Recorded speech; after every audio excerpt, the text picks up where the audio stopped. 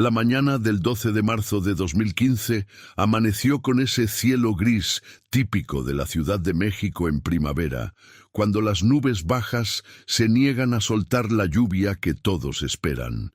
En el barrio de Santa María la Ribera, entre edificios antiguos de principios del siglo XX y nuevas construcciones de dudoso gusto arquitectónico, vivía Joana Torres, una mujer de 32 años que trabajaba como administradora en una galería de arte contemporáneo en La Condesa. Joana no era de esas personas que pasan desapercibidas. Tenía el cabello castaño oscuro, casi negro, siempre recogido en una cola de caballo pulcra, y vestía con una elegancia discreta que la hacía destacar sin esforzarse. Sus ojos cafés eran inteligentes y observadores, siempre evaluando, siempre analizando. Vivía sola en un departamento de 2 habitaciones en el tercer piso de un edificio llamado Edificio Minerva, una construcción Art Deco de 1934 que había sido restaurada apenas 5 años antes. Esa mañana, como cada jueves, Joana salió de su departamento a las 7:40 de la mañana. Su rutina era predecible como un reloj suizo: café negro en casa, revisión de correos electrónicos mientras terminaba de arreglarse y salida exactamente a esa hora para llegar puntual a la galería a las 9. El tráfico de la ciudad era implacable, pero Joana lo había calculado con precisión milimétrica durante los 3 años que llevaba viviendo ahí. Si te está gustando esta historia, te invito a que te suscribas al canal y dejes un comentario diciéndome desde qué parte del mundo nos estás viendo. Tu apoyo significa mucho para nosotros. Lo que Joana no sabía, lo que nadie sabía todavía, era que el administrador del edificio, don Raúl Mendoza, había instalado apenas 2 semanas antes un nuevo sistema de cámaras de seguridad en todo el complejo.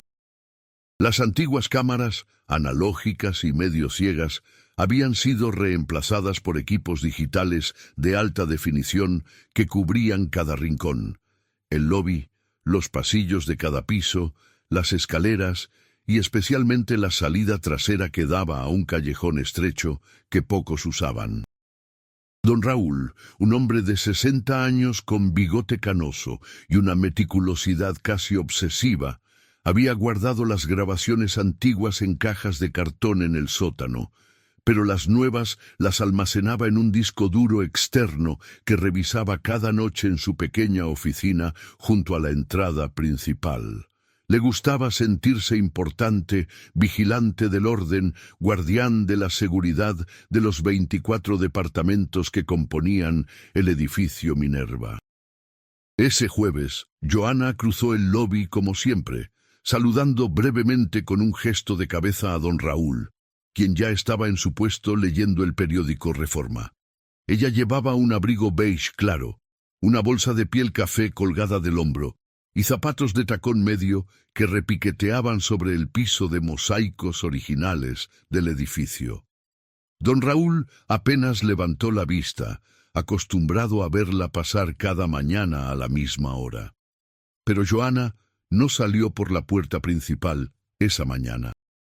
En su lugar, giró hacia el pasillo que conducía a la parte trasera del edificio, una ruta que casi nadie utilizaba porque desembocaba en un callejón estrecho, mal iluminado y poco práctico para llegar a cualquier avenida principal. Don Raúl no lo notó en ese momento.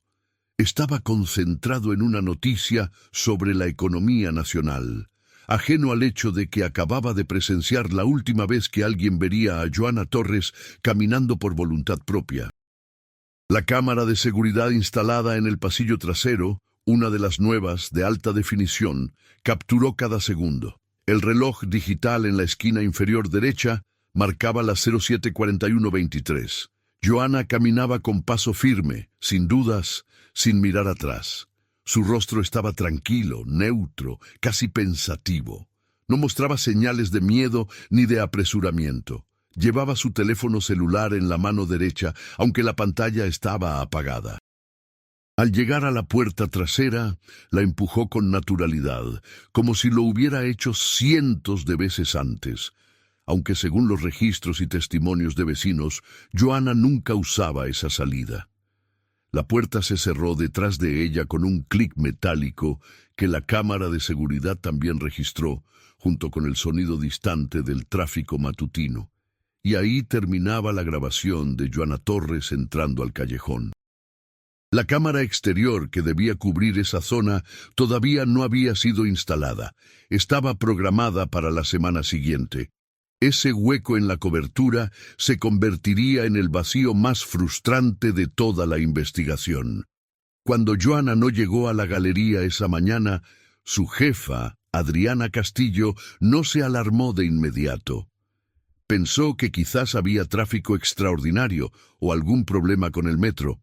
Pero a las 10 de la mañana, cuando los teléfonos de Joana seguían sin responder, comenzó a preocuparse.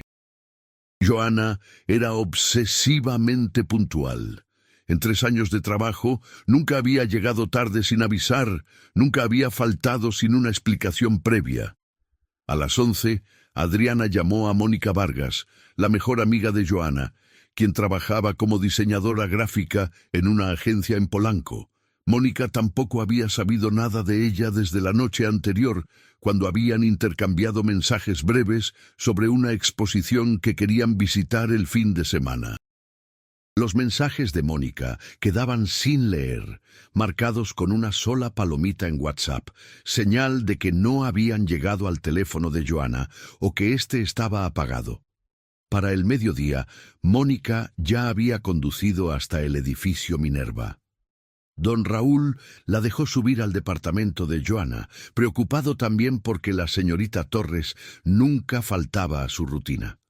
Usaron la llave de emergencia que el administrador guardaba. El departamento estaba impecable, como siempre. La taza de café de la mañana lavada y seca junto al fregadero, la cama hecha con precisión militar, la laptop cerrada sobre el escritorio junto a la ventana que daba a la calle. Todo en su lugar, nada fuera de lo ordinario. Mónica revisó el baño, el closet, buscando alguna señal de prisa o desorden. Nada. La maleta pequeña que Joana usaba para viajes de fin de semana seguía en el mismo lugar de siempre, en la parte superior del closet. Su pasaporte estaba en el cajón del buró, junto a documentos importantes y algunas fotografías viejas. Su cartera principal, la que usaba los fines de semana, descansaba sobre la cómoda. Joana había salido solo con lo esencial, la bolsa que llevaba al trabajo, su teléfono, probablemente su cartera pequeña con identificaciones y tarjetas. Mónica sintió un nudo en el estómago. Conocía a Joana desde la universidad, casi 10 años de amistad sólida. Sabía que su amiga era metódica, planificada, incluso un poco rígida en sus costumbres. Esto no tenía sentido. Llamó a la policía desde el departamento usando el teléfono fijo de Joana porque sus manos temblaban demasiado para marcar bien en su celular. La denuncia formal se levantó esa misma tarde en la Fiscalía de Investigación de Personas Desaparecidas de la Ciudad de México. El agente del Ministerio Público asignado al caso era un hombre llamado Sebastián Ruiz, de 45 años, veterano con casi 20 años en la institución. Había visto de todo: desapariciones voluntarias, secuestros, asesinatos disfrazados, personas que simplemente querían empezar de nuevo. Pero algo en el caso de Joana Torres le llamó la atención desde el primer momento. Era demasiado limpio, demasiado inexplicable. Sebastián Ruiz no era un hombre que creyera en coincidencias. Había aprendido con los años que cada desaparición tenía una lógica, una razón, un patrón. Las personas no se evaporaban, dejaban huellas, señales, intencionadas o no. Su trabajo consistía en encontrarlas y unirlas hasta formar una historia coherente. Durante los primeros 3 días, el agente Ruiz se dedicó a construir el perfil de Joana Torres. Entrevistó a Mónica Vargas, a Adriana Castillo, a los vecinos del edificio Minerva, a compañeros de trabajo, incluso a algunos conocidos de la universidad que Mónica le ayudó a contactar. El retrato que emergió era consistente. Una mujer inteligente, reservada, trabajadora, sin vicios aparentes, sin deudas significativas, sin enemigos conocidos.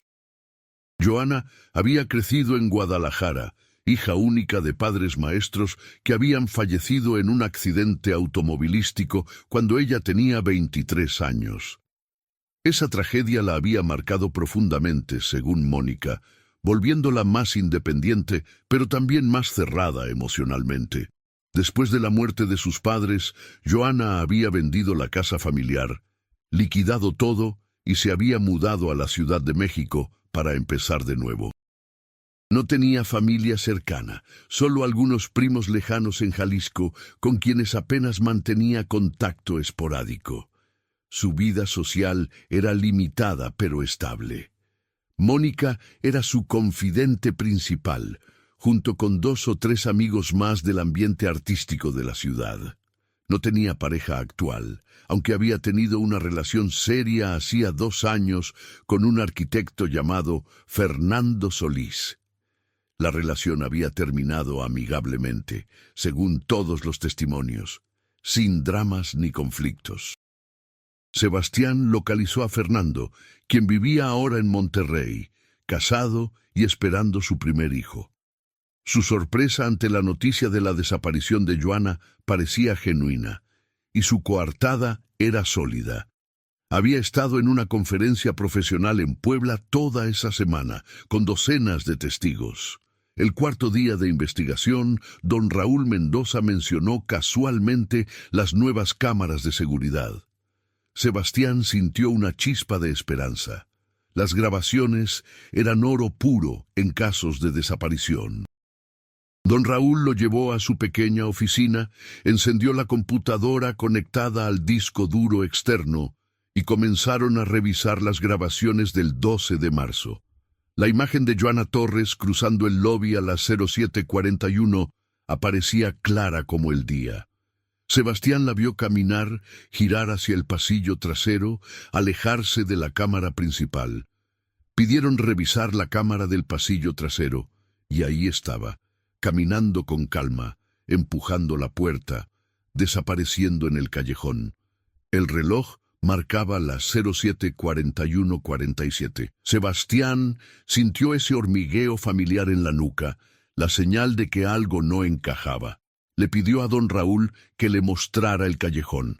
Salieron juntos del edificio, rodearon la construcción y entraron al estrecho pasaje.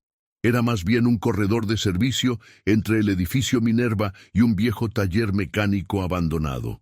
Las paredes estaban cubiertas de grafiti, había bolsas de basura apiladas de forma irregular y el pavimento estaba roto en varios puntos. A apenas 2,5 metros de ancho, quizás 20 metros de largo, desembocaba en una calle secundaria poco transitada. No había cámaras en el callejón, no había cámaras en la calle secundaria.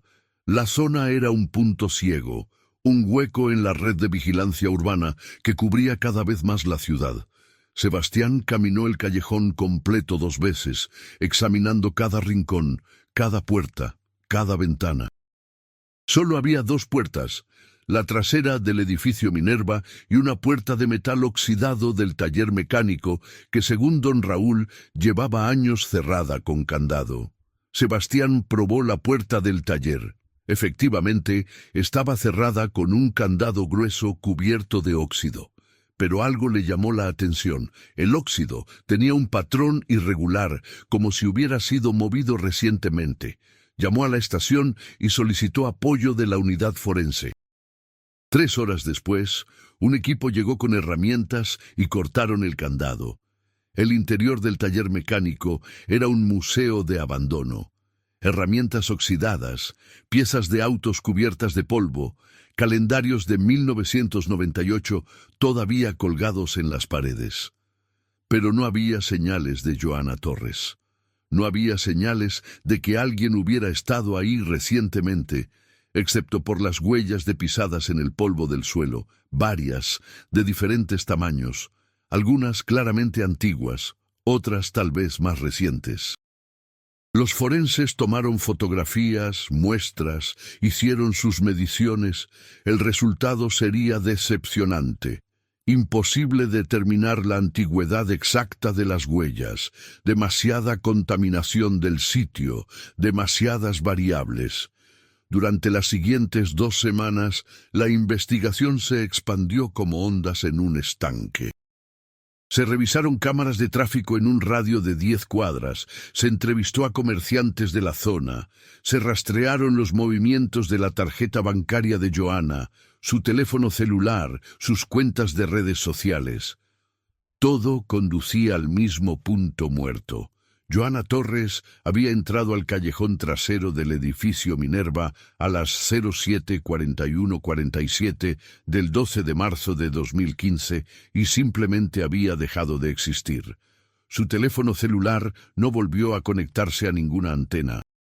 Su última ubicación registrada fue la torre de telefonía más cercana al edificio Minerva, a las 07:39 de la mañana. Después, nada. Como si el dispositivo se hubiera apagado o destruido. Las tarjetas de crédito nunca fueron usadas después de esa fecha. Sus cuentas bancarias permanecieron intactas, sin movimientos. Su correo electrónico, su Facebook, su Instagram, todo congelado en el tiempo. Mónica Vargas no podía dormir. Se había mudado temporalmente al departamento de Johanna, con permiso de las autoridades, incapaz de estar en su propia casa sin sentir que estaba abandonando a su amiga. Revisaba obsesivamente cada rincón del departamento, cada cajón, cada nota, buscando alguna pista que los investigadores hubieran pasado por alto. Encontró diarios viejos de la universidad, fotografías de viajes, recibos de compras sin importancia. Nada que explicara por qué Johanna había usado la salida trasera esa mañana. Nada que sugiriera planes de marcharse o de encontrarse con alguien. Una noche, 3 semanas después de la desaparición, Mónica estaba revisando la laptop de Johanna con permiso de Sebastián Ruiz. El historial de navegación era aburrido, sitios de noticias, páginas de arte, YouTube, redes sociales, pero encontró algo que le pareció extraño. En los días previos a su desaparición, Johanna había buscado información sobre cámaras de seguridad. No sobre cómo evitarlas, sino sobre tecnología de reconocimiento facial, sobre resolución de imagen, sobre ángulos de cobertura. Mónica llamó a Sebastián inmediatamente. El agente llegó al departamento 1 hora después, acompañado de su compañera, la detective Laura Mendoza, una mujer de 38 años, especializada en análisis de comportamiento. Revisaron juntos el historial. Las búsquedas eran técnicas, específicas, como si Johanna estuviera investigando para un proyecto o por curiosidad profesional. Pero no había nada en su trabajo en la galería que requiriera ese tipo de conocimiento. Laura Mendoza tenía una teoría. Tal vez Johanna había descubierto algo. Tal vez había visto algo en las cámaras del edificio, o sabía de su existencia y había estado investigando para entender qué podían capturar y qué no. Pero eso planteaba más preguntas que respuestas. ¿Por qué investigaría sobre las cámaras? ¿Qué habría visto? ¿Y por qué, si sabía que las cámaras la grabarían, habría usado precisamente la ruta que la llevaría frente a ellas? Sebastián decidió revisar todas las grabaciones del edificio Minerva de las 2 semanas anteriores a la desaparición. Pasó horas frente a la pantalla en la oficina de don Raúl, avanzando rápido, pausando cuando veía a Johanna. La rutina de ella era mecánica. Cada mañana, misma hora, mismo recorrido, salida por la puerta principal. Cada noche, regreso entre las 7 y las 8, entrada por la puerta principal, subida al 3er piso. Sin variaciones, sin encuentros sospechosos, sin nada fuera de lo común, excepto una cosa. 5 días antes de su desaparición, el 7 de marzo, las cámaras captaron a Joanna regresando al edificio a las 11:34 de la noche, más tarde de lo habitual. Venía sola, caminando rápido, con expresión seria. En el lobby se detuvo, miró directamente a la cámara de seguridad, como si supiera exactamente dónde estaba. Se quedó ahí, inmóvil, durante casi 10 segundos, simplemente mirando al lente. Luego continuó hacia las escaleras y subió a su departamento. Sebastián rebobinó y reprodujo esa secuencia una docena de veces. La expresión de Joanna en esos 10 segundos era desconcertante. No era miedo, no era sorpresa. Era algo más parecido a resignación o tal vez determinación, como si estuviera confirmando algo para sí misma, como si estuviera dejando un mensaje que solo ella entendía. La investigación tomó un giro inesperado cuando Laura Mendoza sugirió revisar casos similares en la base de datos nacional. Desapariciones inexplicables de mujeres jóvenes, profesionales, en entornos urbanos, sin señales de violencia o conflicto previo. El sistema arrojó 17 casos en los últimos 5 años, distribuidos por todo el país. Ninguno resuelto, ninguno con cuerpo recuperado, ninguno con explicación satisfactoria. Sebastián comenzó a contactar a los agentes encargados de esos casos. La mayoría ya estaban archivados como desapariciones sin resolver, casos fríos que probablemente nunca se cerrarían. Pero 3 de los agentes mencionaron un detalle que hizo que Sebastián sintiera un escalofrío. En 2 de esos casos, las últimas imágenes de las mujeres desaparecidas habían sido captadas por cámaras de seguridad nuevas, instaladas apenas semanas antes de las desapariciones.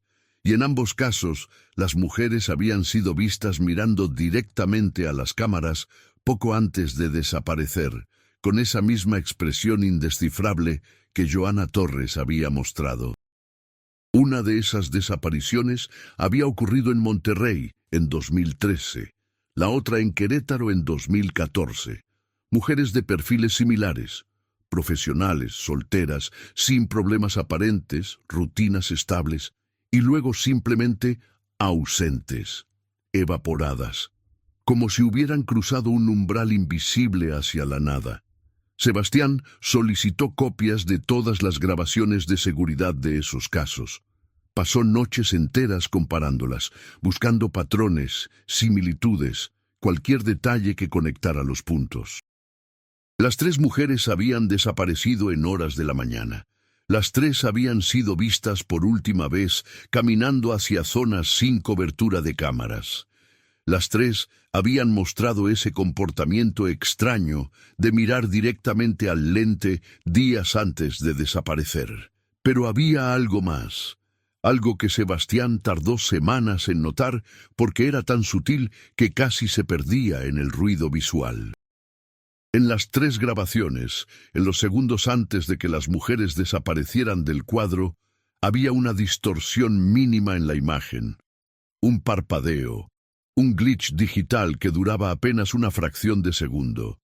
El tipo de anomalía que podría atribuirse a interferencia, a un problema técnico, a nada importante.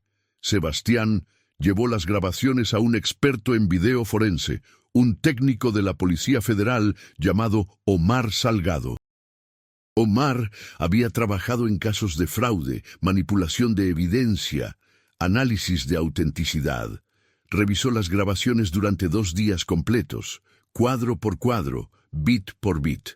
Su conclusión fue perturbadora. Las distorsiones no eran producto de interferencia externa. Estaban integradas en la grabación original, como si fueran parte del código del archivo. Pero lo más extraño era que aparecían exactamente en el mismo punto temporal en las 3 grabaciones, 0741, 47 en el caso de Joana Torres y los equivalentes exactos en los otros dos casos cuando se ajustaban las zonas horarias. Omar no tenía explicación para eso.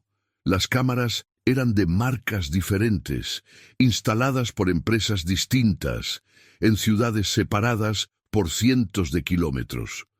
No había razón lógica para que mostraran el mismo tipo de anomalía en el mismo momento relativo. Era como si algo hubiera estado sincronizado entre ellas, algo que ninguno de ellos podía comprender.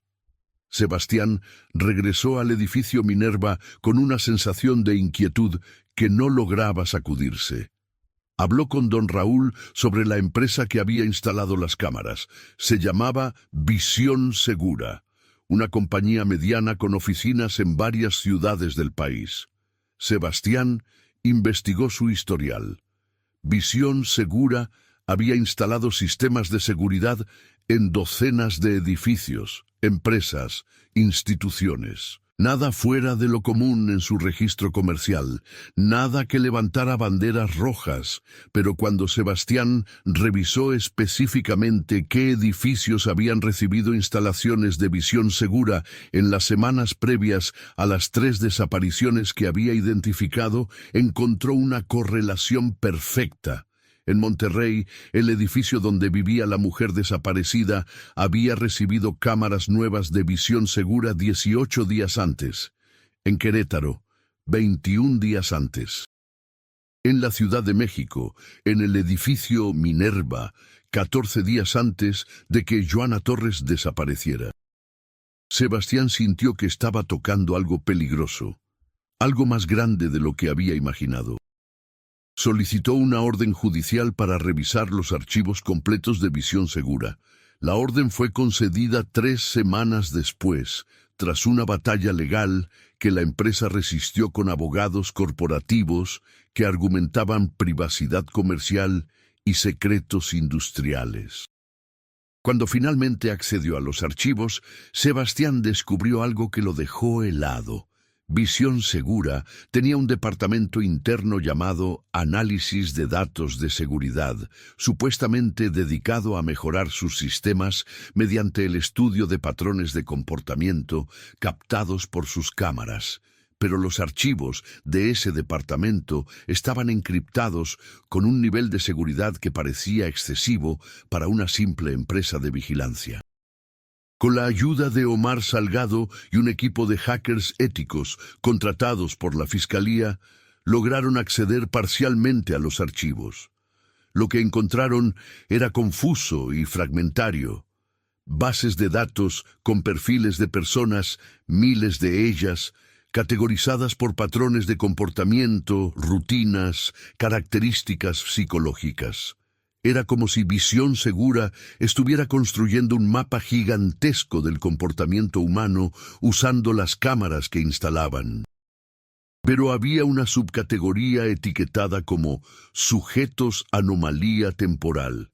En esa lista había 17 nombres. Joana Torres era uno de ellos. Las otras 2 mujeres desaparecidas que Sebastián había rastreado también estaban ahí. Los otros 14 nombres correspondían a las desapariciones que el sistema había identificado inicialmente. Cada perfil contenía datos exhaustivos, rutinas diarias con precisión de minutos, patrones de sueño inferidos por horarios de entrada y salida, interacciones sociales, incluso análisis de microexpresiones faciales capturadas por las cámaras de alta definición. Pero lo más perturbador era una serie de anotaciones crípticas junto a cada nombre. Confirmación de patrón, 07.41.47, sincronización verificada, umbral alcanzado. Sebastián no entendía qué significaban esos términos. Parecían un lenguaje técnico que escapaba a su comprensión. Decidió contactar a un físico de la Universidad Nacional Autónoma de México, el doctor Héctor Ibarra, especialista en física teórica que ocasionalmente colaboraba con la policía en casos que requerían análisis científico complejo. El doctor Ibarra revisó los archivos durante una semana completa. Su rostro, normalmente afable y relajado, se fue transformando en una máscara de preocupación conforme avanzaba en su análisis. Cuando finalmente se reunió con Sebastián y Laura Mendoza en la fiscalía, traía consigo una presentación que parecía sacada de una película de ciencia ficción. «Lo que voy a decirles sonará absurdo», comenzó el doctor Ibarra, abriendo su laptop. «Pero estos archivos sugieren que alguien en visión segura estaba experimentando con algo relacionado a la percepción temporal y la mecánica cuántica aplicada a la vigilancia». Sebastián y Laura intercambiaron miradas de confusión. El doctor continuó. «Hay una teoría en física cuántica sobre cómo la observación afecta a los sistemas observados. El famoso experimento del gato de Schrödinger. Pero lo que estos archivos sugieren es mucho más complejo. Alguien estaba intentando identificar personas cuyas rutinas eran tan precisas, tan mecánicamente perfectas, que podrían ser susceptibles a interferencia temporal, por falta de mejor término». «¿Interferencia temporal?», preguntó Laura. «¿Cómo viajar en el tiempo?». «No exactamente», respondió el doctor. «Más bien como crear pequeñas anomalías en el flujo normal de causa y efecto. Puntos donde la observación mediante tecnología de alta precisión podría generar distorsiones. Las cámaras de última generación no solo capturan imágenes, capturan patrones de luz que interactúan con el entorno a nivel cuántico. Si alguien estuviera monitoreando estos patrones con suficiente precisión, teóricamente podría identificar momentos donde la realidad es más maleable». Sebastián se frotó la cara con las manos. Esto estaba más allá de cualquier cosa que hubiera investigado. «Doctor, ¿me está diciendo que estas mujeres desaparecieron porque alguien las estaba observando demasiado bien? No sé si desaparecieron o si fueron desplazadas», dijo el doctor Ibarra cautelosamente. «Los archivos mencionan umbrales y sincronización. En física cuántica, la sincronización se refiere a momentos donde múltiples posibilidades colapsan en una sola realidad. Si alguien estuviera manipulando esos momentos, ¿a dónde irían?», interrumpió Laura. «Si fueron desplazadas, ¿a dónde?». El doctor Ibarra negó con la cabeza. «No lo sé. Tal vez a ninguna parte que podamos comprender con nuestra física actual. O tal vez a algún lugar que existe en paralelo, que la observación mediante estas cámaras hizo accesible de alguna forma». La reunión terminó con más preguntas que respuestas. Sebastián sabía que nunca podría incluir esta teoría en un informe oficial. Sonaría a locura, a ciencia ficción barata. Pero los hechos eran innegables. 17 personas habían desaparecido sin dejar rastro, todas bajo vigilancia de cámaras instaladas por la misma empresa, todas mostrando patrones de comportamiento similares, todas desvaneciéndose en el mismo punto temporal ajustado por zona horaria. La investigación de visión segura se intensificó. La Fiscalía General ordenó el cierre temporal de la empresa y la detención de sus directivos para interrogatorio. Pero resultó que la empresa era solo una fachada. Los directivos eran administradores que no sabían nada del Departamento de Análisis de Datos de Seguridad. Ese departamento operaba de forma autónoma, financiado por una serie de empresas fantasmas rastreables, hasta paraísos fiscales en el Caribe. El verdadero cerebro detrás del proyecto nunca fue identificado. Los servidores que contenían los archivos más sensibles se autodestruyeron mediante protocolos de seguridad automáticos apenas la policía intentó acceder a ellos. Los técnicos que trabajaban en el departamento desaparecido habían sido contratados mediante intermediarios, trabajaban remotamente, nunca se conocieron entre sí. Era una operación diseñada para no dejar rastro, para evaporarse ante el primer signo de investigación oficial. Mónica Vargas siguió viviendo en el departamento de Joana durante 6 meses después de la desaparición. La esperanza la mantenía ahí, esa creencia irracional de que si abandonaba el espacio, estaría abandonando a su amiga. Cada mañana se despertaba pensando que tal vez ese día Joana regresaría con alguna explicación extraordinaria, con alguna historia que lo haría todo comprensible. Pero los días se convirtieron en semanas, las semanas en meses. La vida, cruel en su insistencia, Adriana Castillo tuvo que contratar a alguien nuevo para la galería. Los vecinos del edificio Minerva dejaron de preguntar por Joana.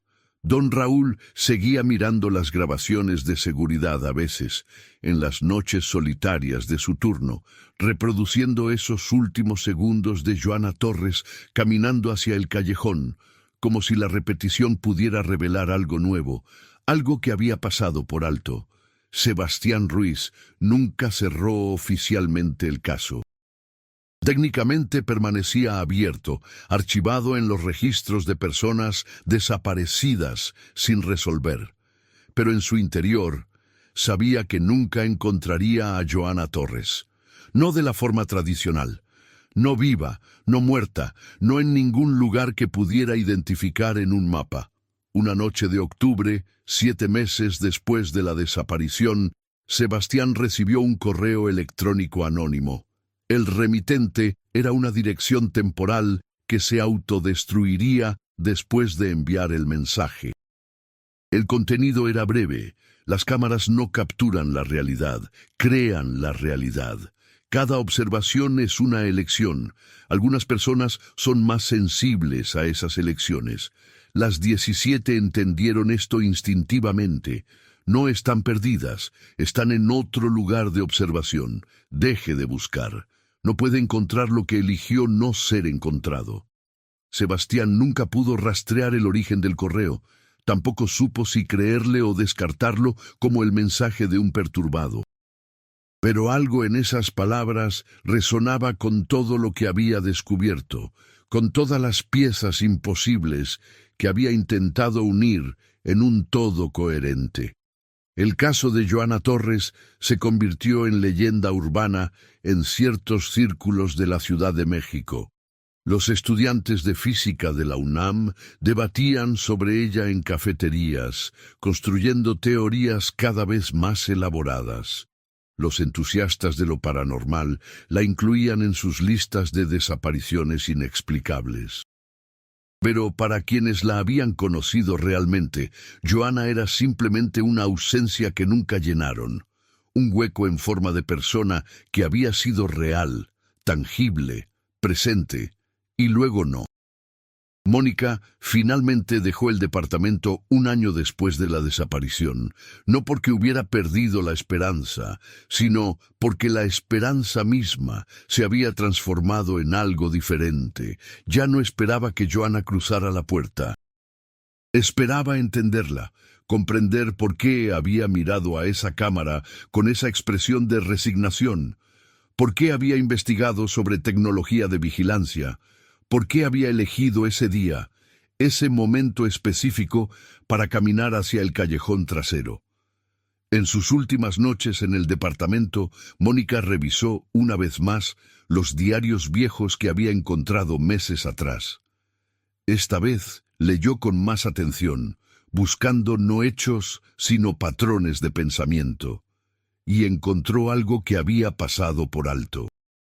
Una entrada del diario de cuando Joana tenía 25 años, poco después de la muerte de sus padres. La entrada decía: «A veces siento que estoy viviendo en un bucle, como si cada día fuera una repetición del anterior con pequeñas variaciones. Me pregunto qué pasaría si rompiera el patrón completamente. ¿Me liberaría? ¿O simplemente desaparecería del bucle? Hay algo reconfortante en la rutina, pero también algo aterrador. Es como ser observada por un ojo invisible que registra cada movimiento, cada decisión.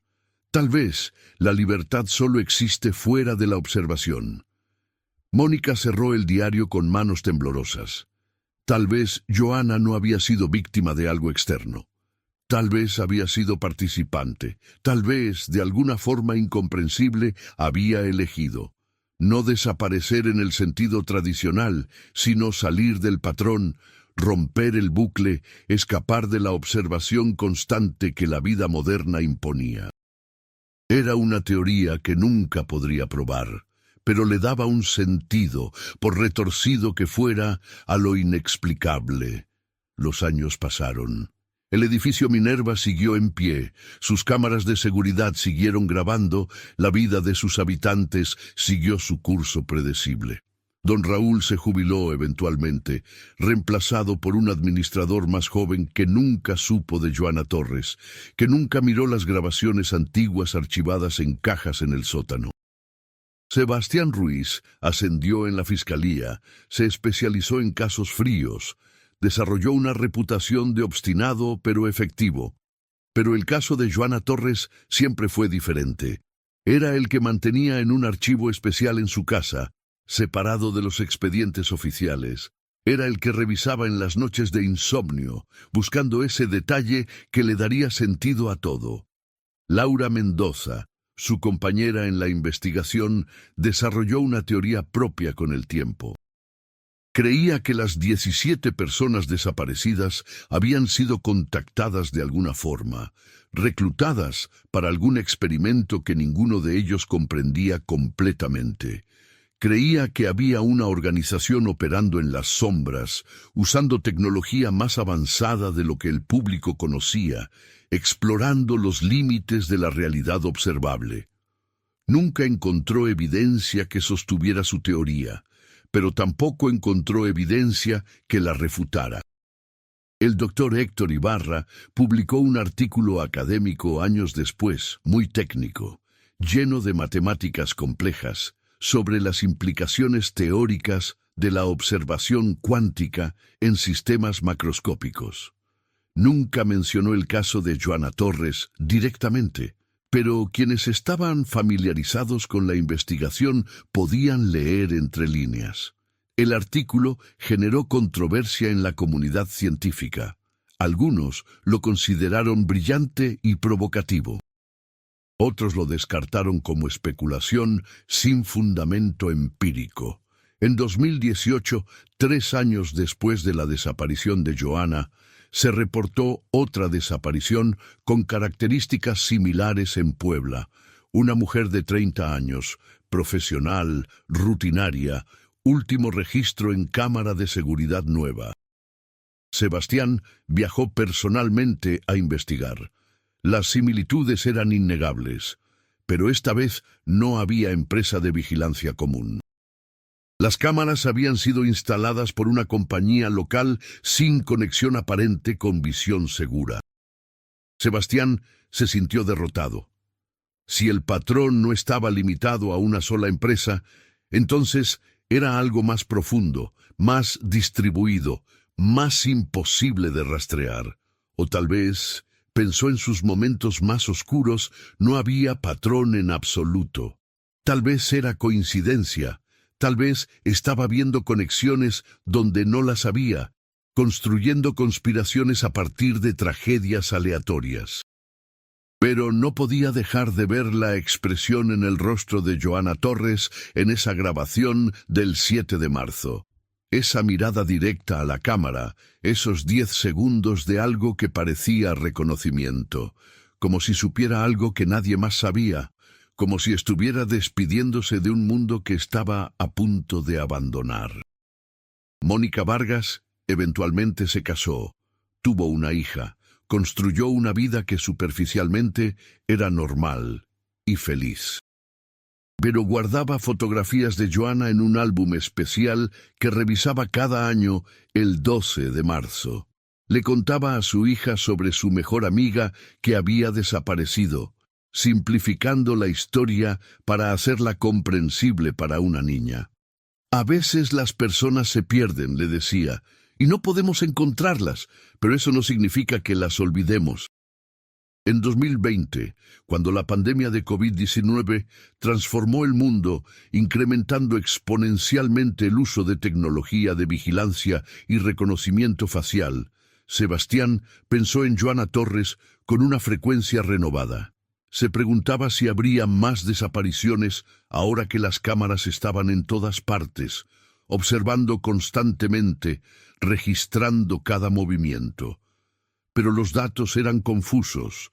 Las estadísticas de personas desaparecidas se volvieron caóticas durante ese período de crisis global. Si había más casos similares, se perdían en el ruido. Don Raúl, ya jubilado y viviendo con su hija en Cuernavaca, murió en 2022 sin nunca haber dejado de pensar en esa mañana de marzo de 2015. En su lecho de muerte, le confesó a su hija que a veces sentía que había fallado en su deber como administrador, que debería haber notado algo, haber hecho algo diferente. Su hija lo consoló diciéndole que no había sido su culpa, que algunas cosas simplemente escapaban al control humano. El edificio Minerva fue vendido en 2023 a una empresa de bienes raíces que lo renovó completamente, convirtiéndolo en condominios de lujo. El departamento que había sido de Joana Torres fue remodelado, sus paredes repintadas, sus pisos reemplazados. Ningún rastro físico de ella quedaba en ese espacio. La nueva propietaria, una ejecutiva de marketing que no sabía nada de la historia del lugar, a veces sentía una extraña melancolía en las mañanas, especialmente alrededor de las 07:41, aunque no sabía por qué. Las grabaciones de seguridad originales del edificio Minerva permanecían en la bóveda de evidencia de la Fiscalía, almacenadas en discos duros que nadie había revisado en años. El caso oficialmente seguía abierto, pero prácticamente olvidado. Uno más entre miles de personas desaparecidas sin resolver en el país. En 2024, Sebastián Ruiz finalmente se jubiló. En su último día en la oficina, empaquetando sus pertenencias, miró el archivo especial de Joana Torres que había mantenido durante casi una década. Consideró llevárselo a casa, continuar obsesionándose con él en su retiro, pero decidió contra eso. Lo dejó en su escritorio con una nota para quien ocupara su puesto. Caso sin resolver. Requiere mente abierta y paciencia infinita. Probablemente imposible, pero vale la pena intentarlo. La detective que heredó su oficina era una mujer joven, recién ascendida, ansiosa por demostrar su valía. Revisó el archivo de Joana Torres durante una tarde completa, fascinada y perturbada por la historia. Consideró reabrirlo activamente, pero su supervisor le advirtió contra perder tiempo en casos fríos cuando había tantos casos nuevos que atender. El archivo regresó al cajón, donde continuó acumulando polvo. Mónica Vargas, ahora con 43 años, seguía viviendo en la Ciudad de México. Su hija tenía 10 años, curiosa e inteligente. Un día, la niña encontró el álbum de fotografías de Joana y preguntó más sobre ella. Mónica le contó la historia completa esta vez, sin simplificar, sin ocultar lo extraño y perturbador del caso. La niña escuchó con atención y luego preguntó, ¿crees que ella quería desaparecer? Mónica se quedó en silencio durante largo tiempo antes de responder. No lo sé, dijo finalmente, pero creo que tal vez estaba buscando algo que no podía encontrar aquí, y tal vez lo encontró de alguna forma que no podemos entender. La niña pareció satisfecha con esa respuesta. Mónica, en cambio, sintió que había articulado por primera vez algo que había estado rondando su mente durante años. Tal vez Joana no había sido víctima, sino exploradora. Tal vez había descubierto algo sobre la naturaleza de la realidad que el resto de ellos aún no comprendían.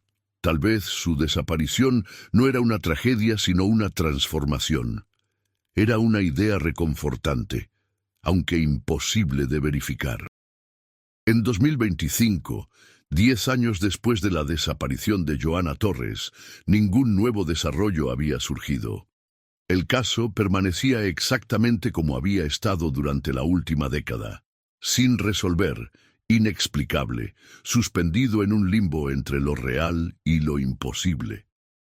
Las 17 personas que habían desaparecido de forma similar seguían ausentes, sin cuerpos, sin señales, sin cierre para sus familias y amigos. La tecnología de vigilancia había avanzado exponencialmente en esos 10 años. Cámaras con inteligencia artificial, reconocimiento facial instantáneo, capacidad de seguimiento predictivo. El mundo era más observado que nunca, y sin embargo, o tal vez por eso mismo, las desapariciones inexplicables continuaban. Pocas tan limpias como la de Joana Torres, pero suficientes para mantener viva la pregunta. ¿Qué pasa cuando la observación se vuelve tan perfecta que altera lo observado? Sebastián Ruiz, en su retiro, a veces visitaba el edificio Minerva, ahora irreconocible con su nueva fachada de vidrio y acero. Se paraba en la esquina donde había estado el callejón trasero, ahora convertido en un estacionamiento subterráneo con iluminación LED y pavimento perfecto. Intentaba imaginar a Joana Torres caminando por ahí, desapareciendo en algún punto que ya no existía físicamente. Se preguntaba si ella, dondequiera que estuviera, podía ver cómo el mundo había cambiado sin ella. Laura Mendoza, ahora supervisora de casos fríos, a veces recibía consultas de investigadores de otros países sobre desapariciones similares. Aparentemente, el fenómeno no se limitaba a México. Había casos reportados en España, Argentina, Estados Unidos, Japón. Siempre el mismo patrón. Personas metódicas, rutinarias, observadas por tecnología de vigilancia nueva, desapareciendo en puntos ciegos de cobertura, siempre sin explicación satisfactoria. Laura había comenzado a compilar una base de datos global de estos casos, trabajando con colegas internacionales de forma no oficial. No era una investigación sancionada por ninguna autoridad, sino más bien una búsqueda personal de sentido. Hasta ahora había identificado 43 casos que cumplían los criterios. 43 personas que habían salido de la realidad observable sin dejar rastro utilizable. El doctor Héctor Ibarra, ahora retirado de la enseñanza, dedicaba su tiempo a escribir un libro sobre las implicaciones filosóficas de la observación cuántica en la vida cotidiana. El caso de Joana Torres ocupaba un capítulo entero, aunque disfrazado con nombres ficticios y detalles alterados. El manuscrito estaba siendo revisado por una editorial académica, pero el proceso era lento. Los revisores encontraban el contenido demasiado especulativo, demasiado cerca de la ciencia ficción. Pero Héctor persistía, convencido de que había algo importante en esa historia, algo que la humanidad necesitaba considerar conforme la tecnología de vigilancia continuaba permeando cada aspecto de la existencia humana. Mónica Vargas, finalmente, decidió escribir sobre su experiencia, no un libro académico ni un informe policial, sino un memorial personal. Lo tituló La amiga que vi desaparecer, y lo publicó de forma independiente en 2025. El libro tuvo poco alcance comercial, pero encontró un público pequeño y dedicado. Personas que habían perdido a alguien de forma inexplicable, que entendían esa ausencia particular que dejaba la desaparición sin cierre. En la dedicatoria, Mónica escribió: Para Joana, que me enseñó que hay preguntas más importantes que las respuestas y que a veces el mayor acto de valentía es caminar hacia lo desconocido con los ojos abiertos. El 12 de marzo de cada año, sin coordinación ni comunicación entre ellos, Sebastián, Laura, Mónica y el doctor Héctor pensaban en Joana Torres. cada uno a su manera, cada uno con su propia interpretación de lo que le había sucedido. Nunca volverían a reunirse, nunca compartirían sus reflexiones más profundas. Pero estaban conectados por esa ausencia compartida, por ese misterio que había tocado sus vidas y las había cambiado de formas sutiles pero permanentes. La verdad sobre lo que le había pasado a Joana Torres esa mañana de marzo de 2015 permanecía oculta, tal vez para siempre. Tal vez había sido víctima de algo siniestro que nunca se descubriría. Tal vez había sido participante voluntaria en un experimento que trascendía la comprensión ordinaria. Tal vez, simplemente, había encontrado una puerta que el resto de ellos no podía ver, y había decidido cruzarla. Lo único cierto era que había estado ahí, real y presente, y luego no. Y en ese espacio, entre presencia y ausencia, se había convertido en algo más que una persona desaparecida. Se había convertido en una pregunta, en un recordatorio de que por más que la humanidad observara y registrara y monitoreara el mundo, siempre habría cosas que escapaban a la captura, misterios que resistían la resolución. Las cámaras de seguridad en la Ciudad de México seguían grabando, incansables, omnipresentes. Millones de horas de material, millones de vidas documentadas en fragmentos digitales. Y en algún lugar de todo ese archivo infinito, los últimos segundos de Joana Torres permanecían preservados perfectamente, caminando con paso firme hacia el callejón trasero, su expresión tranquila, su bolsa colgada del hombro, el reloj marcando las 07:41:47, y luego nada. Solo un callejón vacío y el zumbido constante de una ciudad que nunca duerme, nunca olvida completamente, pero tampoco nunca recuerda del todo.